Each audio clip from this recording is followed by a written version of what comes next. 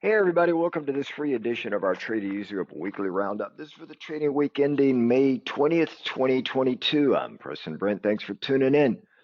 Well, this week's theme are the bears coming out of hibernation? Well, they clearly have come out with NASDAQ, the Russell, very close to the S&P. In fact, on our low on the 20th of May, this past Friday, we actually moved into bear market and then it bounced back out, just barely though. Dow is down too, but not quite in bear market, but all of them in correction territory for sure. If we kind of take a look at it, let's just kind of go through where we are, where we've been, and where we're going. So if we look at the index performance, you can see this past week, again, major indexes continued its weekly losing streak. We're getting growing fears of more inflation, consumers pulling back on discretionary spending, kind of setting the stage. You're hearing more and more people talking about the R word, that would be a recession. The Dow this week was down 8 weeks in a row, counting this week. That's the longest losing streak, weekly losing streak since 1932. Now, I will tell you that whenever there's been losing streaks of that, and again, there's not a lot of records to go on because it hadn't happened since 1932. We normally see a big bounce, but keep in mind, we do get a big bounce or a big follow through from the way we closed on Friday because we moved up over 100 points in the S&P alone in the afternoon off of the lows. I don't think it'll be a long run. We may have 2 or 3 days, maybe even a week and a half or two of moving higher, but it's going to roll back over. So we got to be very, very careful. Okay. It's just one of those kind of markets, Also, this past week we had disappointing earnings from Wall Mart, Target, Lowe's, kind of increased the negative broader sentiment that we're seeing in the markets, and not helping along the way as well was middle of the week, Wednesday, I think, comments from our Fed chair, Boom Boom Powell. He said that he's not going to hesitate to raise rates as much as necessary, even if it means he causes some pain in the market. So, all in all, sentiment was pretty sour this week. You can see everybody was down over a solid percent, 2.9, 305, 387, 1.36 across the Dow, S&P, NASDAQ, Russell. You can see both NASDAQ and Russell. Now that's year to date. We're in a deeper bear market than that with NASDAQ and Russell. You can see S&P is down year to date 18.14%. At Friday's close. The Dow is down 13.9%, 97% at Friday's close. The PE ratio has come down a lot. We're down now. The 12-month forward is around a little over 17. You can also see the dividend yield in the S&P is at 1.58. 10-year Treasury came down off the 3% level. It's sitting down at 2.79. The reason why the 10-year and 30-year are coming down a little bit is they're basically pricing in a lot slower economic growth and the possibility of a recession. All right, I'd give the possibility of a recession about a 3%, 33% roughly. You can see the earnings yield in the S&P is at 5.25% because the estimated earnings per share at 205 divided by the current close around 3902 gives us an earnings yield of 5.25%. Now, the analysts still expect earnings to come in even stronger, right? Now, analysts, as they always do, tend to overestimate earnings out in time, 2, 3, and 4 quarters out in time. They always tend to revise lower. If we do get a recessionary shock or consumers slow down their spending even more so due to rising gasoline prices, energy prices, and things like that, you're going to see the earnings yield come down. Now, the yield over the 10-year Treasury is still about 2.5%. The real yield is a negative 3.05 that you take into effect inflation. So people are still losing money, hence the search for higher yields. The current VIX closed out the week at 29.43. The prior week, it closed out that week at 28.87. So it's up about 2% for the week, but vol is still high and is going to remain high. Even if we do get a solid bounce, vol may come down, but it's going to stay bid. The markets, just about everybody in the market's expecting a little bit of a rally and then a roll back over again. Okay. The economic data, as I said, for the week was mostly mixed, kind of sending mixed signals out there. The yield on the 10-year, as I said, fell a little bit for the week. So that's a little bit about what I'm seeing there. And of course, if we go across the pond and we take a look at Europe, you can see across Europe, everybody was in the red for the week. Down the stocks, Euro stocks, 50 largest companies across Europe down 1.25. FTSE was down 38 basis points, CAC 40 down 1.22, and DAX down 33 basis points. You can see all of the Europe major indexes are in correction territory with the exception of the FTSE, the UK, they're up 7 basis points for the year. So they're barely hanging on, right? So we're seeing shares in Europe pulling back amid fears of slowing economic growth and faster interest rate rise, even though they haven't started, the ECB hadn't started raising their rates. We are seeing that the economy in Europe is still fairly resilient. Their Q1 data came in and it was revised higher to 30 basis points from the previous estimate of 20 basis points. Even so, the European Commission cut its forecast for 2022 GDP growth down to 2.7% from 4%. So that's a good 1.3% percentage drop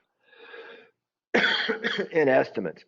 And they raised their inflation estimate to 6.1% from 3.5. That's almost a double. Really amazing. Now in the UK, which is the only index that's in the green for the year, their inflation accelerated in April to the highest level since 1982. It hit 9%, primarily to electricity and gas prices going through the roof. Okay. Their unemployment rate did fall the end of March to 3.7%. That's the lowest rate they've had unemployment since 1974. Really amazing. So Europe, all in all, is hanging in there pretty good, but they're going to get whacked, I think, in the next couple of quarters. If we come over here and look at the Asian markets, well, in the Asian markets, Japan, their recovery is lagging a little bit, but pretty much over there, you can see everything in Asia is in the green. The Nikkei, China, the Hang Seng all finished in the green. Now, the Nikkei is down 7.13 for the year, but both China and Hang Seng are down double digits this year in official correction territory. China or Japan, their GDP in Q1 contracted 1% in Q1, all right? And they're blaming it on deteriorating import prices and sluggish consumer spending and the lockdown they had with COVID.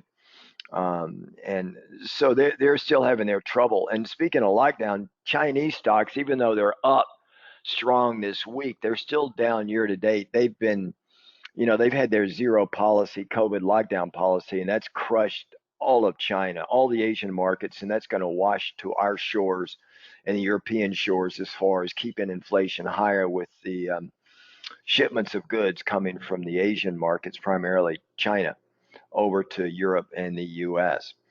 The other thing we got in China is that retail sales industrial output data for April also lagged estimates due to their lockdown. And one thing that China did that surprised everybody on Friday, they cut their interest rates nationally to support the country's flagging property sector and disappointing economic data. So while all central banks are raising rates, the only two central banks cutting rates right now are the Nikkei or the Bank of Japan and People's Bank of China. Those are the only two raising rates and supporting their respective economies. Okay. What I'm going to do is switch the screen and take you over to the SPX cash index. Let me just switch it over here. Let's get this flipped. Where are we? Here we go, right here. So I'm going to take you over to the SPX cash index. I'm going to take you to a 2-hour chart. You'll see a bunch of lines on the screen when it comes up. And notice each of these lines, we'll zoom out to a weekly chart and I'll show you what drives the lines.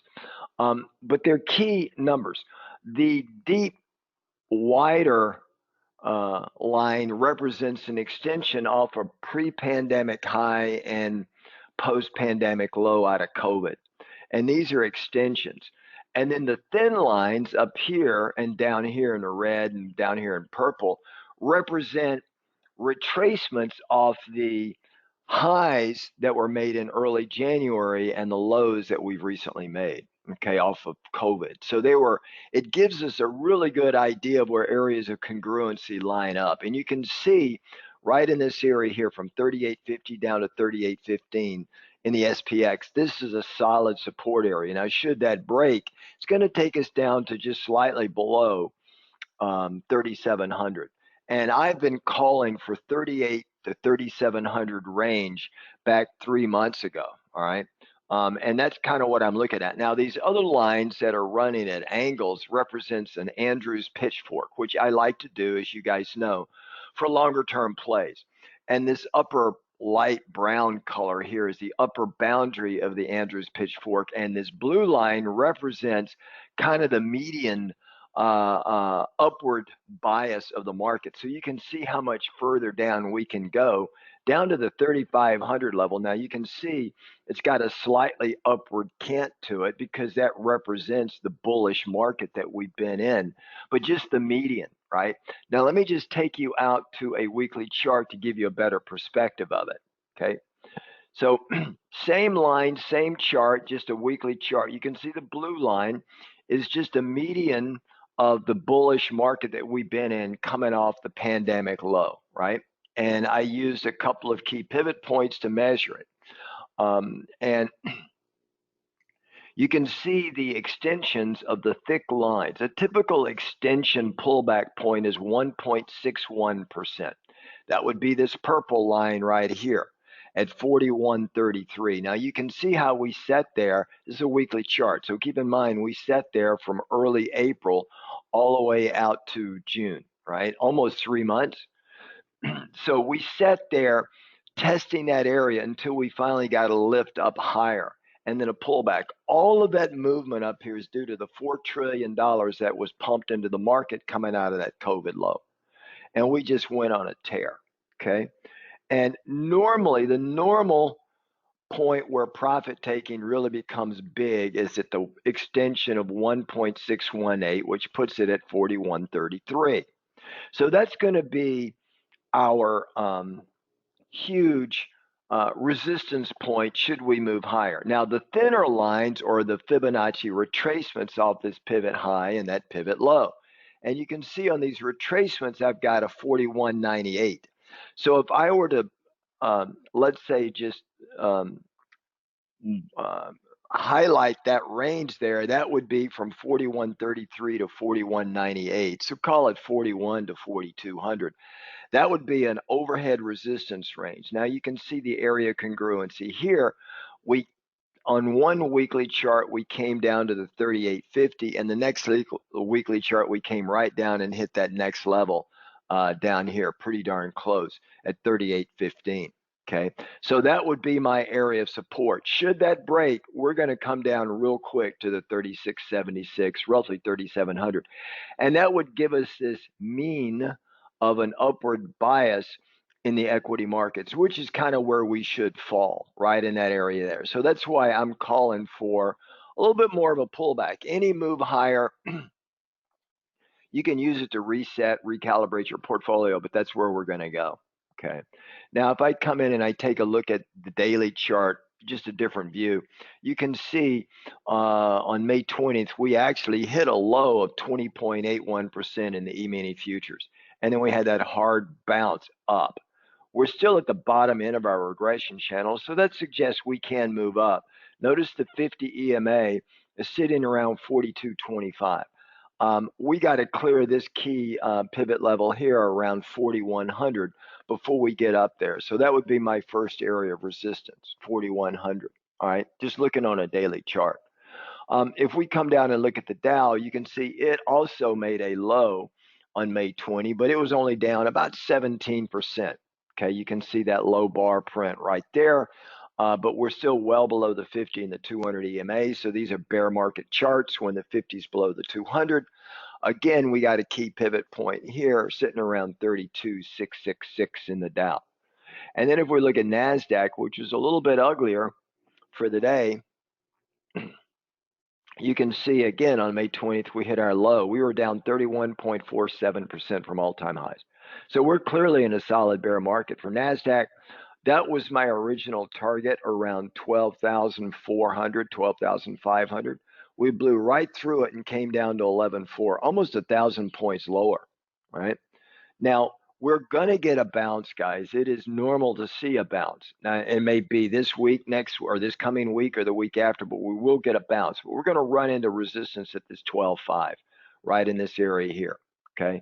And then, of course, if we look at the Russell, which is probably one of the worst, the Russell also is not down as much as NASDAQ, but you can see we hit the low in the Russell back on the 12th of May. And it had made a new low on Friday like the other indexes did, and it was only down 30.97.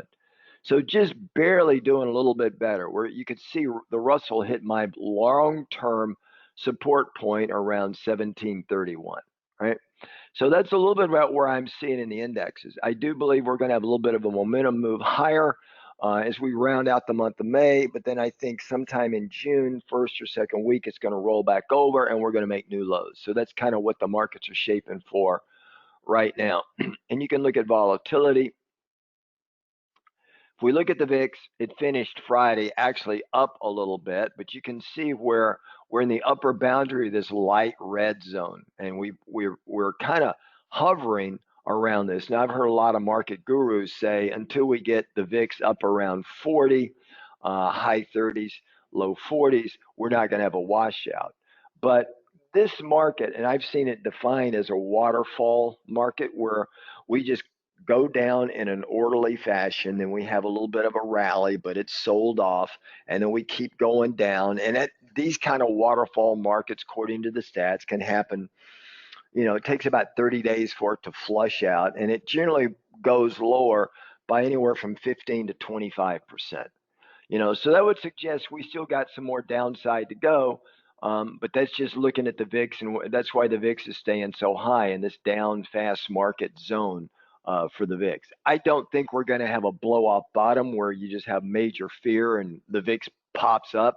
I think it's just an orderly move lower, waterfall move, where we're getting revaluations in all the markets. That's just what it seems to be right now. That seems to be what I'm seeing. Okay. If we look at treasuries, we look at the bond market, we made a killing in bonds. I would not, off of these lows here, remember, we got short bonds back over here in Q4 of last year, right?